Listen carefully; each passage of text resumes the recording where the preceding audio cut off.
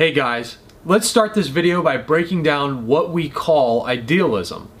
We need to first recognize that idealism is a philosophical system. This means it is a broad category, but it's not quite as broad as what we have called the fields of philosophy. Idealism could be seen as a system within the field of metaphysics. But why metaphysics? Well, this is because the dominating theme within idealism is the claim that reality is dependent upon the mind rather than independent of the mind. Thus, as the mind and soul are unobservable aspects of reality, idealism is a metaphysical system. Now, there are extreme versions of idealism. They deny that any world exists outside of our minds, but narrower versions of idealism claim that our understanding of reality, it reflects the workings of our mind first and foremost. That is to say, the properties of objects have no standing independent of the mind's perceiving them. Here we should identify some important philosophers that share in these characteristics of idealism. One we've talked about many times before, and that is Plato. Others include George Wilhelm Friedrich Hegel, Immanuel Kant, and George Berkeley. Let's get ready to rumble! And welcome to our bonus time, which is just a clever way of saying we couldn't fit all we needed to say in 60 seconds. And keep in mind, these videos aren't comprehensive, but an introductory. Even so, there are many different kinds of idealism that we need to talk about. The different kinds of idealism distinguish usually on the point of the mind.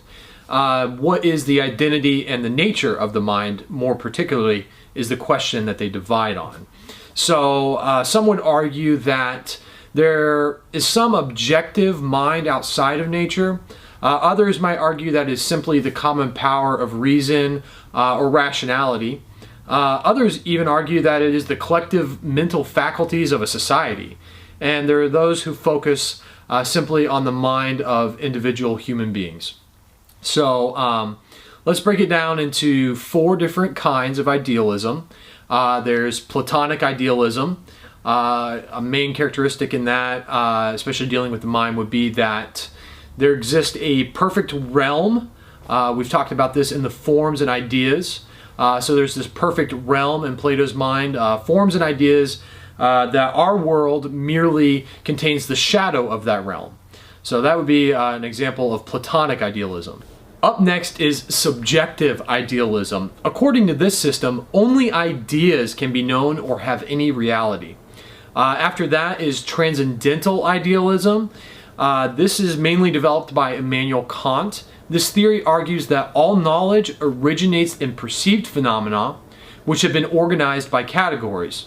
For more on this line of thinking, check out Groundwork for the Metaphysics of Morals, written by Immanuel Kant. Here behind me, I prefer the Yale University Press edition. Fourth and final is absolute idealism. According to this system, all objects are identical with an idea, and the claim that knowledge is itself the system of ideas. It is also known as objective idealism, and this is the sort of idealism promoted by George Hegel. Unlike the other forms of idealism, there is only one mind in which reality is created. For more information on this topic, check out the 60-Second Philosophy blog, linked in the comments section. There you will find helpful resources, links to free ebooks, and more. If you have questions about any topic in philosophy, post in the comments below, and your question could be featured in the next 60-second Q&A video. Subscribe and we'll study this together.